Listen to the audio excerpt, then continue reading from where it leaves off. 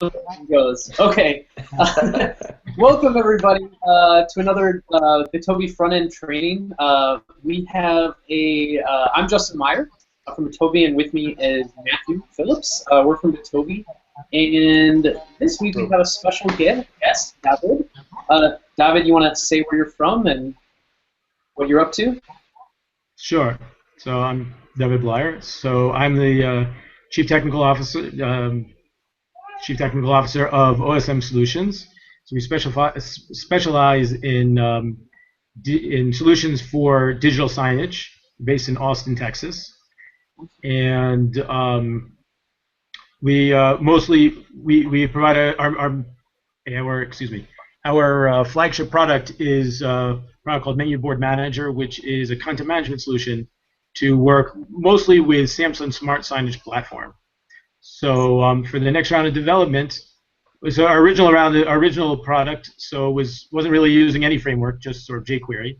And for the next round, I wanted to use a framework, and I was looking around, and originally I was thinking Angular, and I had seen actually a Salesforce blog post about using CAN.js with remote objects. I did some looking into it, and I got sort of on a comparison website, and said a lot of good things, and it seemed like the learning curve was a lot lower than Angular. So I started using it, sort of prototyping the next generation of our UI for the content management system, and now I'm working on the actual Monitor app. So I'll just give it some background to the Monitor app and why this is a little different than the standard Done.js applications that you've talked about in the weekly trainings, which is that this application is actually meant to be downloaded and run on the Samsung Monitor.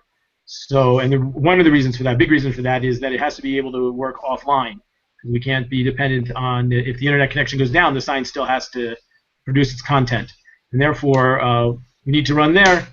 So instead of making continual requests to the server, the way that a normal application would work, so everything has to be downloaded to the monitor, and basically the only action it's going to have with the server at that point is to request a JSON document which has all of the information, all the content, all the styling information to display on the monitor. And then also what it'll do is from that document, one of the things it needs to do is generate a list of all the media, all the images or videos or fonts that it needs to download and store locally on the monitor, and it connects that. Aside from that, it should be able to run totally independent of any internet connection.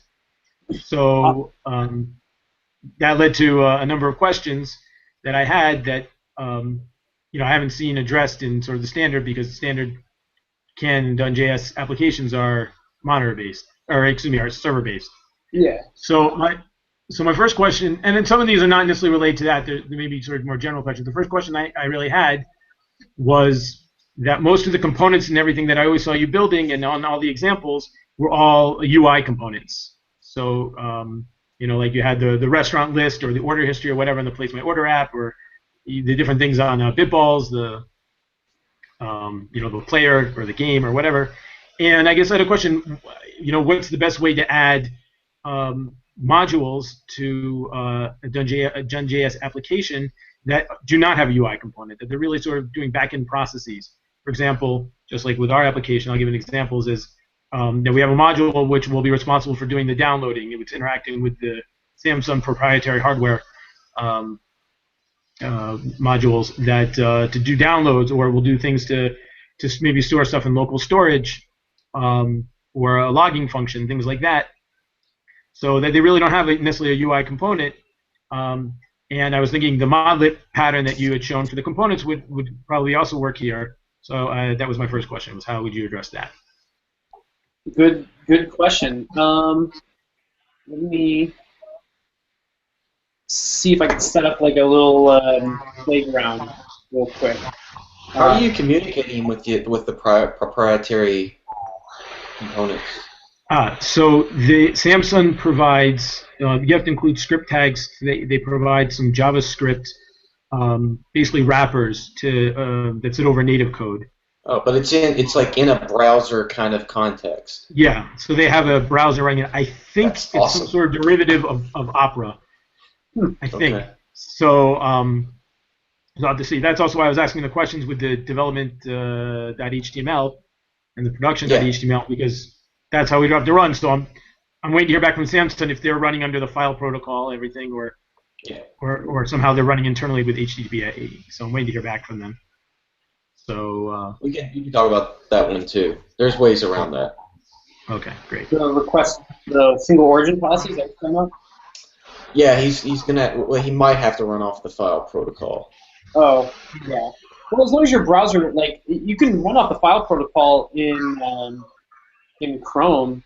If you start Chrome with that, there's like a flag, right? And most browsers, I think, support that. There's definitely a flag you can say. Okay, I didn't know that.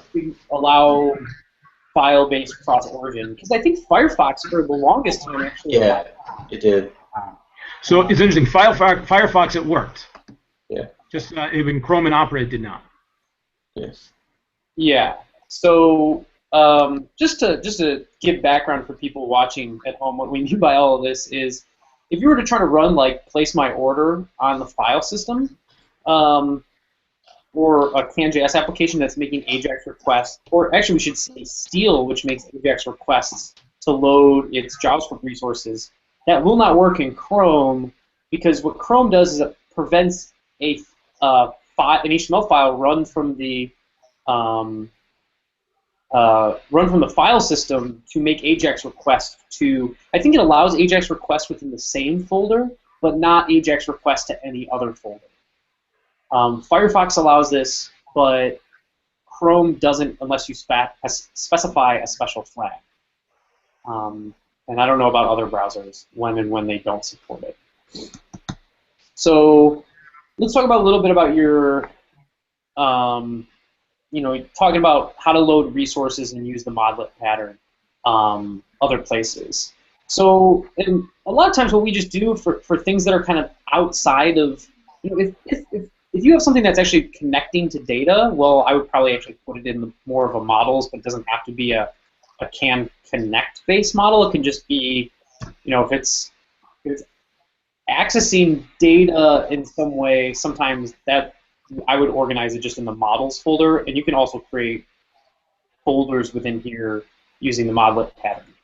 For other type of resources, typically I have a lib and a utils folder, and I'll do things modletly there. Libs I'll put in things that are like packages that you can't load from NPM, or don't quite work. So I don't know what would be a good example of some jQuery UI plugin that I really wanted to use, but it's not published to NPM. Huh? That was going to be my next question. Yeah. So what? Well, let's start with that, because that's kind of the easier one to start with. So what I would do is create a folder, maybe call it libs, and let's say I downloaded. I wanted some jQuery UI file, and I'm gonna go actually download one.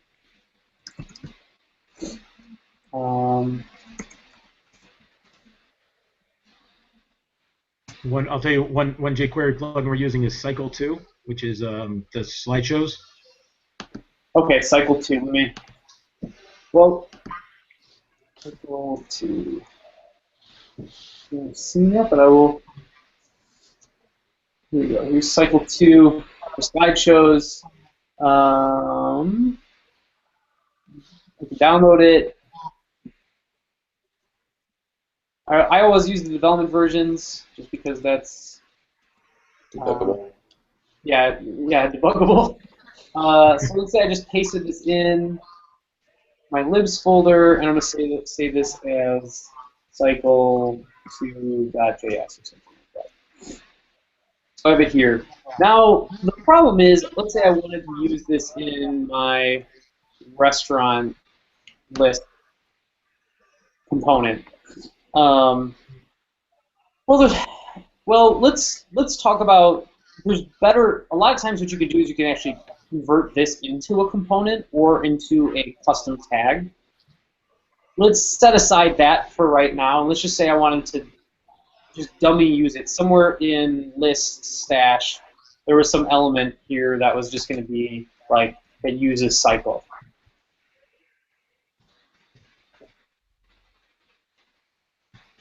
Some element that I needed to call the cycle plugin on. So somehow in my component, probably when it's initialized, this is kind of like the easy way of the events object. And typically you want to do these things when it's inserted, especially if the plugin wants to know, if the plugin cares about the dimensions. And like sometimes when plugins are initialized, they expect to be in the page and not in some document fragment. So that's why it's better to listen on the inserted event. When this component is inserted, I'm going to get the element and call cycle or whatever on it. This is what I want, cycle 2 or whatever, however you call cycle 2. Something like this, right? This is jQuery wrapped element, and I want to call the cycle 2 plugin on it. Actually, I would do this. I would find my element and do something like this. And if there was some teardown that you needed to do with cycle 2, you could do that removed. Sometimes jQuery plugins need you to do this for memory safety. Sometimes they do it like cycle, I don't know, teardown. Sometimes they have like ways of telling the plugin to do something. Now, what the problem is, what I really need to do is be able to import cycle 2.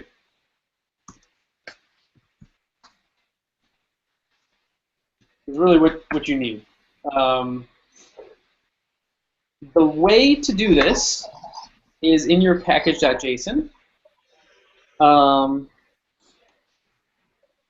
There's a paths config.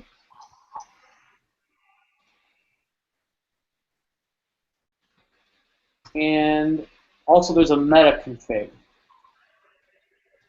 The first thing is the paths config. I want to say if somebody is importing cycle 2, I want to path that to libs cycle2.js. And then cycle 2 depends on jQuery. It clearly is going to want, you know, jQuery and the dollar present. So what I need to do is there's this meta config that it'd be source libs. It would be what? Oh, you have to do it to source? Path would be source libs. Oh, it doesn't do that. Yeah, the base URL. Base URL doesn't get that. The this doesn't pick that up. Well, that's only if you include right. your package name. Right. In it, Right. Yeah. Right. Do source. The reason, yeah, what Matthew was saying is the reason why other things you don't have to put source before, like what's an example here? Index.stash. This is importing different components. It's because it's saying place my order. Because the module name includes place my order, then it knows, okay, well, anything inside the place my order, we're going to map it inside source. So place my order source models restaurant, we're going to look for models source models restaurant. But because we want this module name to be cycle 2, that rule won't take effect. So you can't say cycle 2 from place my order / lib / cycle 2. You could if you wanted to import it that way. If you wanted to import cycle 2 from place my order, you want to do it this way, you could absolutely, you don't have to do anything except for the meta config. Place my order lib cycle 2. The only reason why I tend not to do it this way is because let's say cycle 2 gets their act together and they start publishing a package.json version. Well, then maybe I want to start using that, and I don't want to change all my code to be importing cycle 2. So I don't know. I would prefer to set it up so that I'm just importing like this, but it's finding its way inside loops. It means a little extra configuration. I would just say, decide what the chances are of cycle 2 ending up you wanting to have, the module name be kind of independent of whatever project is using it.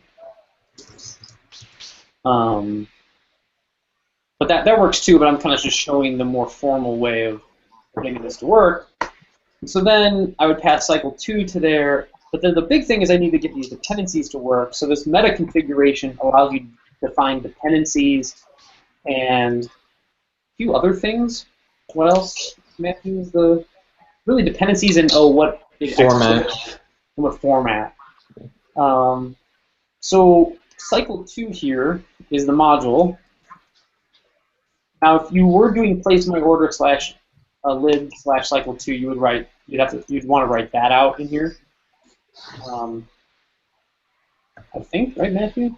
Pretty sure. What did you what now? If you weren't importing this cycle 2, would you have to put the place my order? Or the other way? I don't know. Maybe. Yeah, probably. I think you would probably have to put this in if you're doing it the other way, but since we're doing it based on cycle 2, I'm going to do it this way.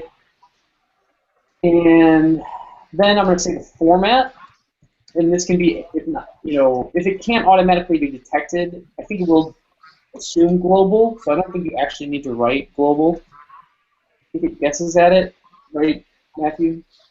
Yeah. I don't think you need to specify that, but if you did, if it was, like sometimes you'll actually have something that, like cycle 2 might actually be doing this. It's not. Sometimes you have UMD files, universal module definition files, that you want them to be treated as global, even though the automatic format detection of Steel might detect them as like AMD. Sometimes you'll need to say, well, it doesn't, depending on how people write their UMD, like Steel may or may not support it, but typically it will support it if you say, hey, it's just a global file. So sometimes you need to write this, but often you don't. Just know that sometimes you do, I guess. And if things aren't working, then maybe add that and it'll start working. But really the big thing is the dependencies. You can put an array of dependencies here, and this depends on jQuery, so I'm going to write jQuery. So this is how you kind of add little libraries to your application. Some libraries, like this Steel Can example, is a good example of how to use jQuery UI, which has a little bit more complex. So, like if you wanted to use an accordion in jQuery UI, well, that depends on the widget and also depends on the core. So you have to list multiple dependencies, and it also depends on the CSS. The accordion depends on some CSS, and the core depends on some CSS as well. So you have to kind of specify out all of your dependencies manually once they're kind of global format. Which can kind of be annoying, but at least you're using modules, which in the long run, it's much better than adding things as script tags. Justin, are you focused on your screen? Someone in Gitter was asking you to focus on your screen. I am now. Yeah, I realized I wasn't. Okay.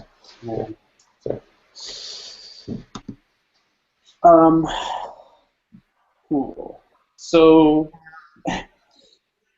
that's kind of how to use third-party for kind of a better walkthrough. I would just look at this as an example, how to set up paths, that kind of thing. To use the modelet pattern, for something else, let's say you were building utility stuff.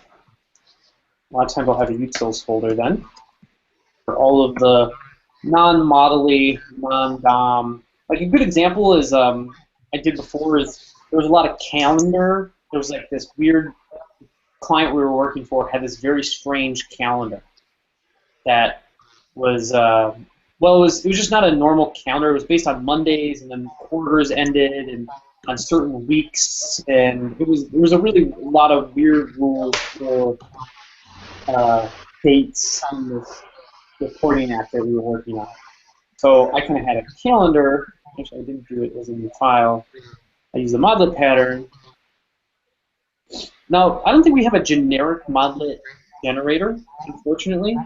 So if I were actually being like sneaky, what I could actually do is just generate a component here, and then delete the component in the screen. So what I might do is just add the component, and then I would give the path, which would be utils maybe calendar.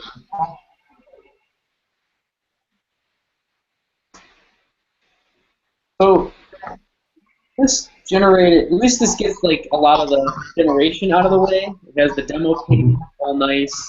Although this, in this case, we can, we'll change it to actually do something that's more visual. I don't know if you actually need this as a visual representation. But you're definitely going to want, you're not going to need the template. You're not going to need the style. You're not going to need component or map.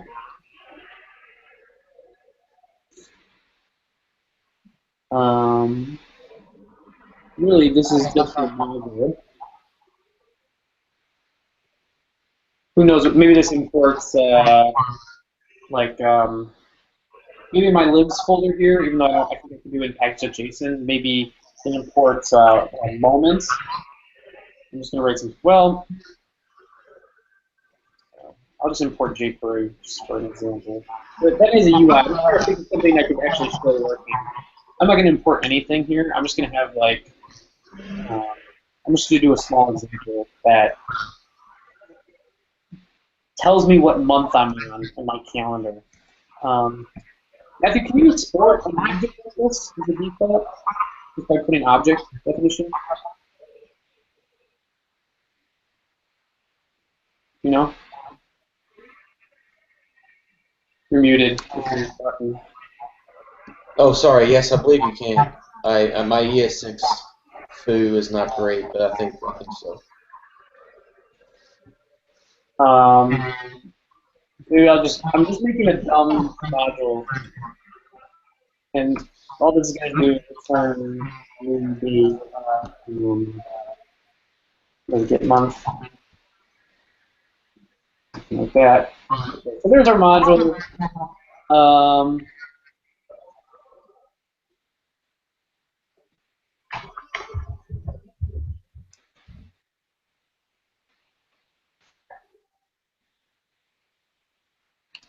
This would be a bad test because it's gonna. This test is gonna change. Well, I guess I can write so it's not gonna change based upon what month this test is running. But I could just do equal cal.get month. That should be the same as new date month.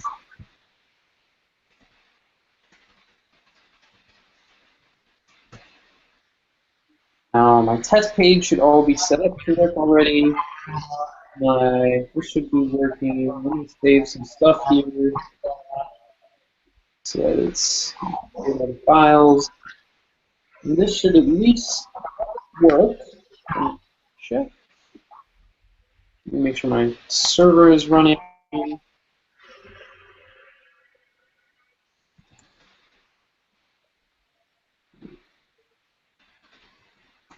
Moment server. Hopefully this application is not in a broken space when I start working on it. Oh, what port did it start it on?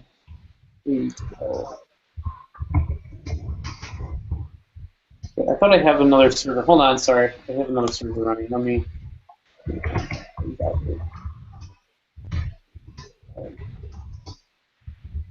Now I should be able to go to localhost. And then, what is it? Source, utils, cal, text editor. And yeah, I get the test passes. So now I have a nice little utility that's tested, and just any of my other modules I should be able to import cal, place my older utilities tab. And I could use it in this control. So that tends to be the pattern. Is there's this libs folder and utils folder for utils for what you make, libs for things that you can't pull in from package.json.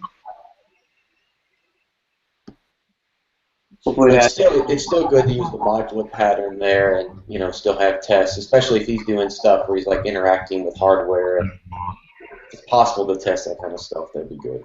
Yeah, and if I wanted to create a test page, I could do it. I don't really know with a non-visual, it doesn't always make sense. But I could do like, you could just get this element here.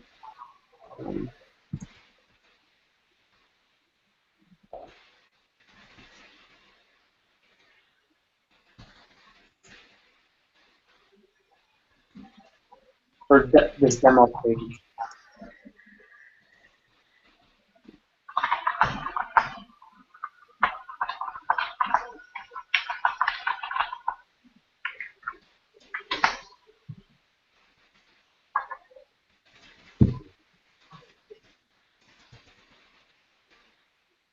I could just import jQuery if I didn't really use one of them, but it's fine.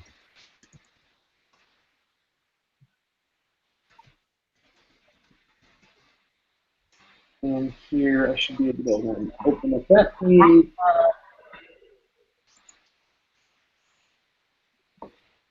Go to the demo page. That works. Whoop. What's going on? Is the routing beginning? How would the test page work? Do we have like a fall through? Is that why? Or do I have my utils, source, utils? Is this? Let me If you had the server running the whole time, it might not remember, or it might not pick up new demo pages and stuff. Really? No. Here, let me. That's weird. Let me just see if I was running it from just normal static hosted server. There might be a problem with us detecting this demo page for some reason. But let's try the temp page order source equals like that. Cal.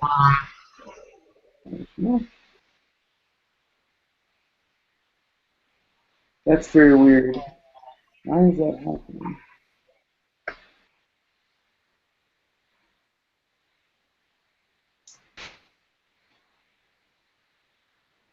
Order source utils cal. Oh, this is why. That's that problem at least.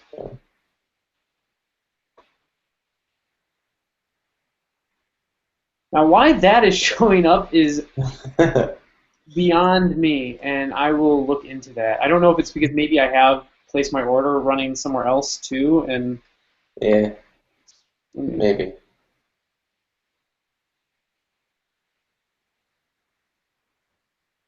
I don't know how that's happening, but I will have to find that out. Unless it's loading the, oh, I know why, actually, because there's no main specified here. Oh, okay. So the default is it'll load the main of the package.json, but we don't want that, so we need to tell it to not do that. And then we get 0, which because it is January. So it works. And these are just because I think this is fixed in the late. You fixed this, Matthew? I just don't have the latest on JS. But the oh, I also know what's wrong. Since I've installed, I'm on npm 2 now.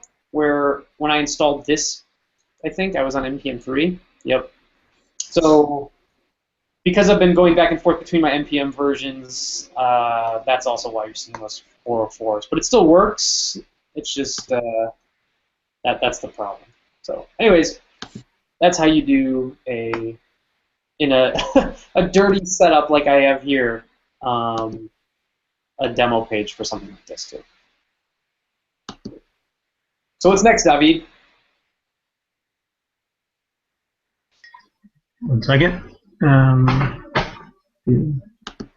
So I guess the next were some questions about can connect, and so again the questions are like this. So as I mentioned, I basically have two. There are really two models that I'm working with. So I'll use that as sort of the example and framework for the question. So we have, for example, this JSON document we're downloading. We'll call it the sign. It's everything that we need for the monitor, and that has all sorts of maybe configuration and stuff, as well as what's actually going to be shown on the page, various things. And that's really, as I see it, will be loaded by the global app .js. Mm-hmm. And what it does is then really the one UI component is, well, we'll call it a presentation, which is basically what you're going to see on the screen at a given time. We could have multiple presentations that will be shown at different times during the day, let's say. So we'll have a schedule that will change times between it. But really what we want to do is we get this document down, and now we want to store it locally. And next time we turn on the monitor, we don't want it to go back to the server and re-download it. We want it right away to use the locally saved version, and then after the page is loaded, so then we'll go look if there were any updates done while the monitor was off. Mm-hmm. If there are updates done when the monitor was on, then it should push it via WebSockets, notifications for updates. But so as I was looking at Can Connect a little bit more after I posted this, it looked like maybe the fall through cache is something that would work for that. Mm-hmm. And then the other piece was the actual presentations. Because what I want to do is when I have the sign, so I've got to go do some parsing to get the information out and sort of organize it to display it in the component. But what I want to do is take that parsed information and save it in its parsed format in local storage or someplace locally. So that way, next time, it doesn't have to parse the document every time it wants to load a presentation. It's already got it parsed and stored. So the question was, what was the best model pattern to then access that information, whether that would also be like a Can Connect that would use Can Connect to just connect locally to the local storage or IndexedDB, or just use like a Can Map and call some sort of utility that will save and retrieve from local storage. So let me make sure I understand correctly. The data, you do a lot of post-processing of your data that you get back from the server. Correct. Now, I guess my first question would be, can you do that post-processing in the, hold on, let me look up the name. I know the name of the method in Can Model, but it is in Can Connect.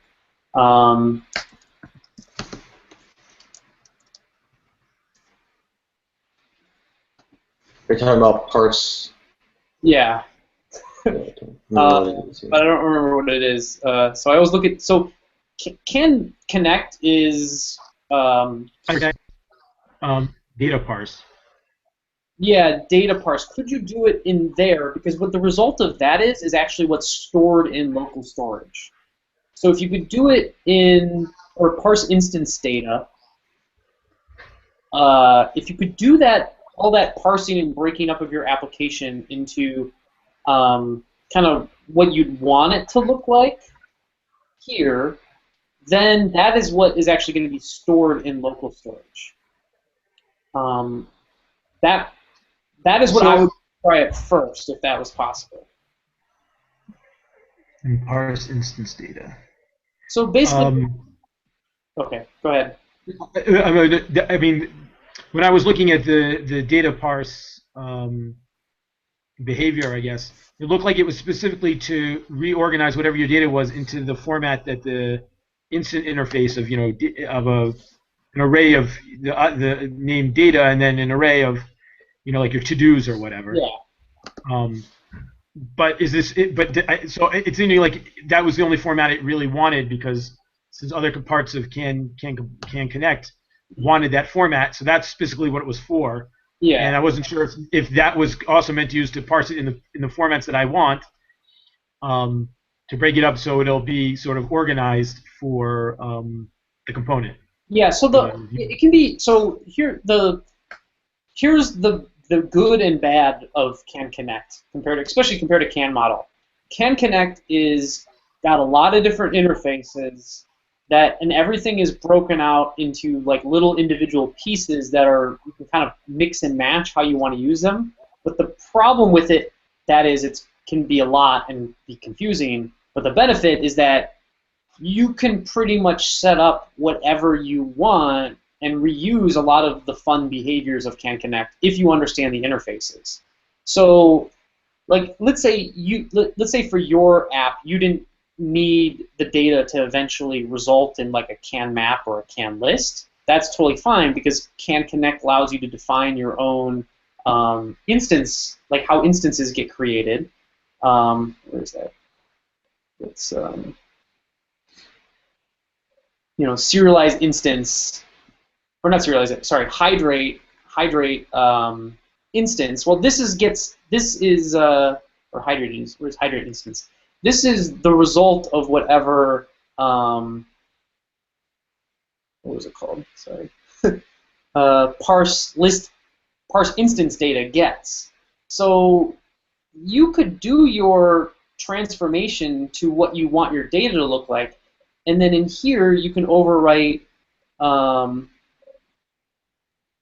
hydrate instance to create whatever type of object you really want to represent that document or whatever you're getting back. It doesn't have to be a Can map.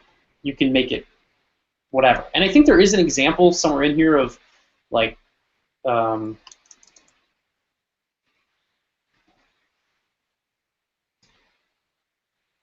definitely an example of using some part of this. I gotta find out where it is. There's an example. Is this the example? Yeah, here's an example of using like the constructor store, but without CanJS. Should I find one? There's a better one where it shows like actually using object observe. I mean, the truth is, I'm fine using Can map because I want the data to be observable, so when there are updates, it'll update. Okay, so then is that possible then, just to have? I mean, I guess what you mentioned that you were worried that parse instance data had to be used to return data for the Can map. Well, I guess it was the specific structure. It was an object called where the name of the property was data, and then it was a specific array of I mean, could I use that? I don't know. I guess because I have a few different. I guess the question was because there are basically would be in the map there would be a few different, or in the view model there would be a few different properties that we're pulling out of this massive master document. So for instance, basically there are three things that we would pull out that we'll need for. Oh, David, you. For the sort of a list of images or videos or different things that we're going to display it in a slideshow, for example. We would also have, and then we have another list of, let's say, like text components where, or we'd have text or prices or different things like that would be stored, that would just be dumped in a div, and then we would have CSS information that's being passed, which is also, I guess that was actually sort of maybe the next question, which was how to deal with the CSS, but maybe we'll wait on that for a minute. So I lost what you were saying for a second because the internet went slow, but one thing that I was inferring from that is you have relationships between, you have this document, and then there's different types within that document. Yeah, so I'll give an example. So in the document, so we have a number of, we could have one or more presentations. So really a presentation is what's being displayed on the screen, and that's really the main component that we're displaying things is a presentation. A presentation can be composed of up to three things, which is like text data that would be just dumped in a div or something.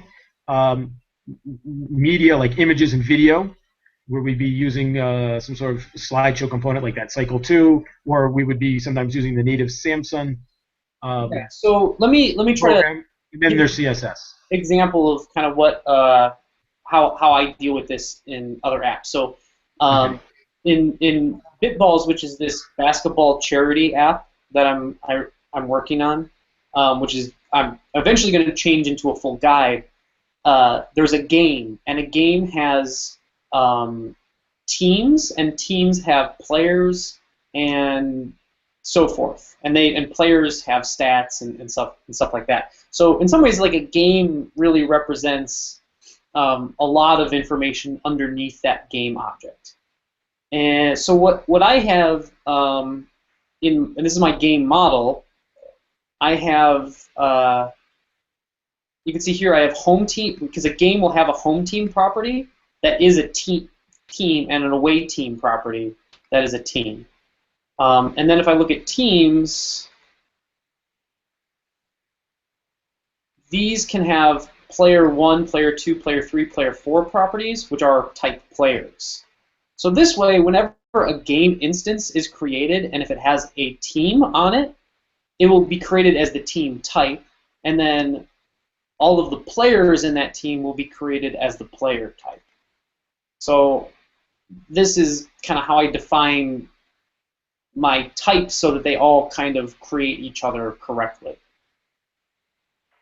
And how does it know how to parse that and organize it into the right objects?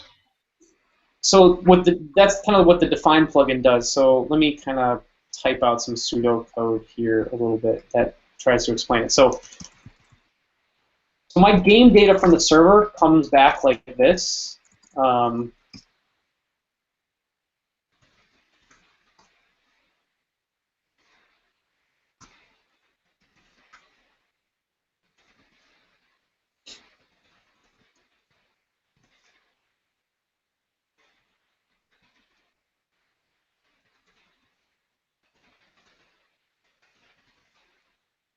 And I'll have a home. And I'll have an away, sorry.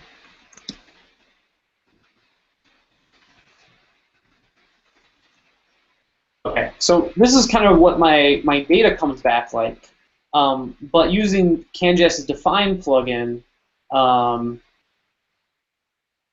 my game, when it tries to set the home team property on a game, it will know to create an instance of team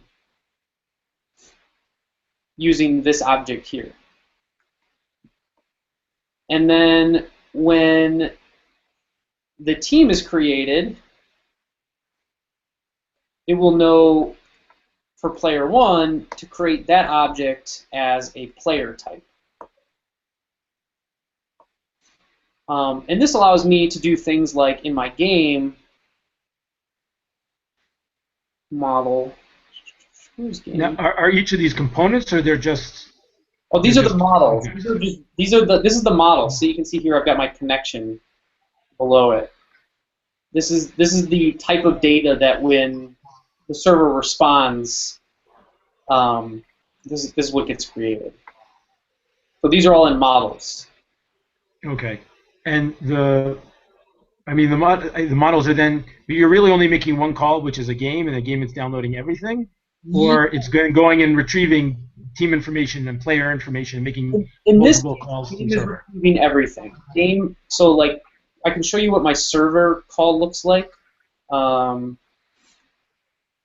if I look at the game details page, well, I do a game.get with the game ID from the component, and my server, server supports this, is I can specify the related data that I want to come back with it. So when I make a game request like this, it makes one call to the server, and the server knows to return with an object that includes all of the added related data. Uh-huh. And then my model takes care of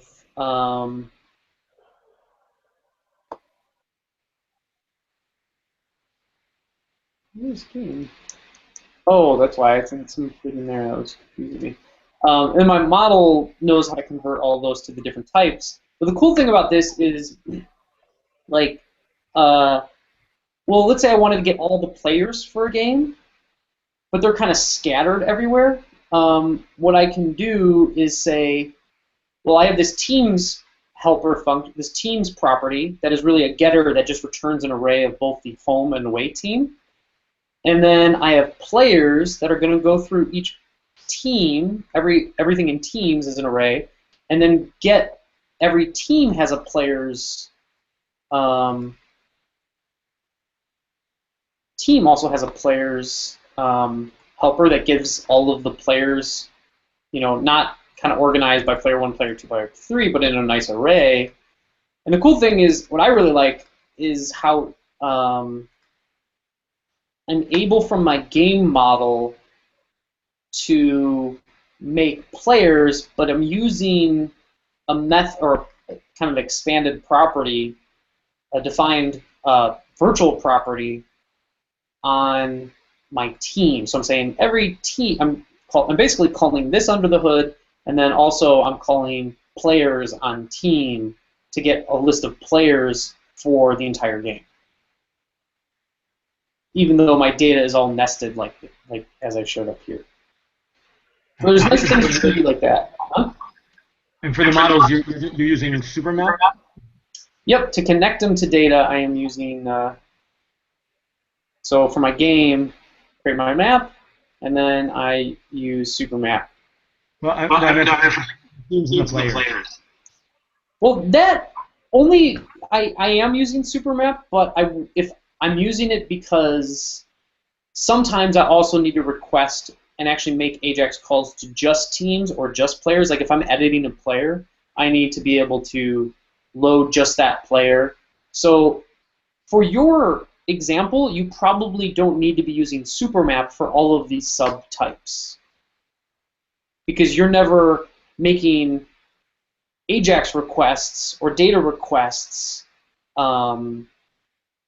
based upon those types. You're just simply getting your big document, and then it's creating the subtypes from the data in the big document, if that makes sense.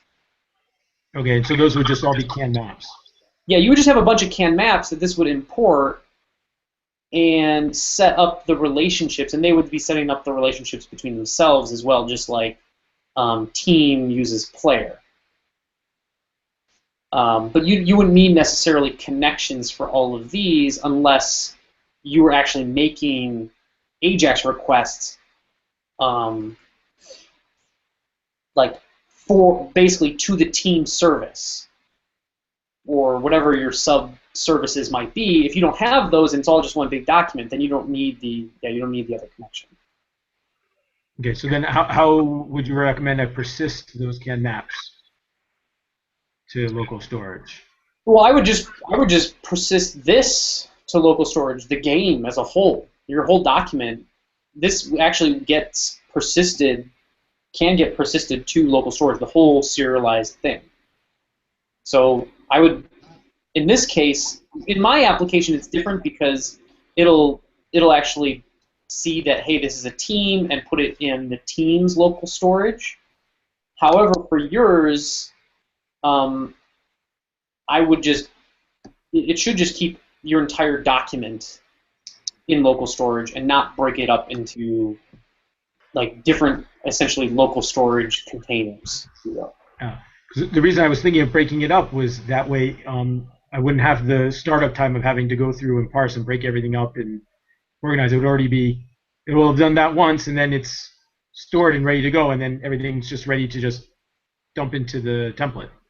But wouldn't it? I guess it still would. Maybe I'm misunderstanding something. What I'm talking about would actually be faster, less total. If you just stored, like, let's just say for game, and in local storage, I was just taking this object and putting it in local storage, versus I have a local storage that, because game also there's some other information where it has like ID 1, and it has home team ID 5, and there's like ID 5 in here. And there's actually like player 1 ID, because I have a, this is not a document. This is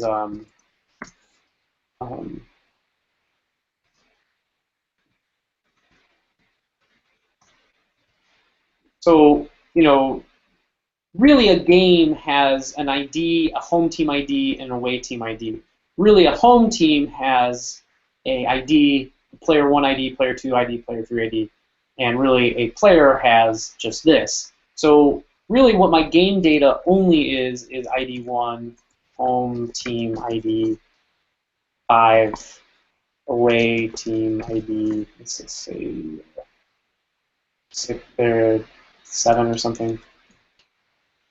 So this is really what a game is. Now if I were to store this in local storage and then store just the home team's data in local storage and just the away team, I would have to make a bunch of local storage requests to essentially reassemble this anyways and build this, where I could just make one local storage request is what would happen anyways and build the whole game out.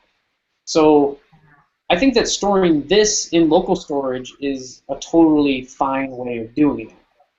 Mm-hmm. And making I was just thinking that not to go down to every little detail, but as I said, since there could be multiple presentations, but only one presentation is ever shown at a time, so it really only needs the data for that presentation to store each presentation. That's already been parsed and the data reorganized for the template to store that, and then it just pulls that from local storage and runs with it. Does that make sense?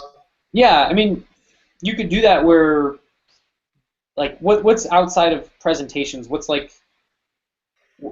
So that's it's just got some other configuration data and different things, scheduling information or some configurations, properties that operate at the sort of the macro level as opposed to on the presentation level. What do you name Sorry? for that? What do you call that entity? Do you have a name for that type? But you're saying the larger assign. Assign? Okay, so signs have many presentations. So correct. Yeah, I mean you could do so the AJAX request you're making is on the sign, not the presentation. Yeah, I get what you're saying now. I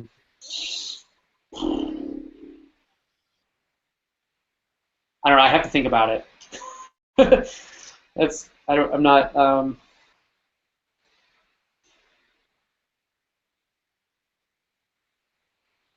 Yeah. Glad to keep you on your toes. Yeah, I have to think about that. Yeah, cool. Anyway, unfortunately, our hour is up. That went by really fast. And I have another meeting to get to.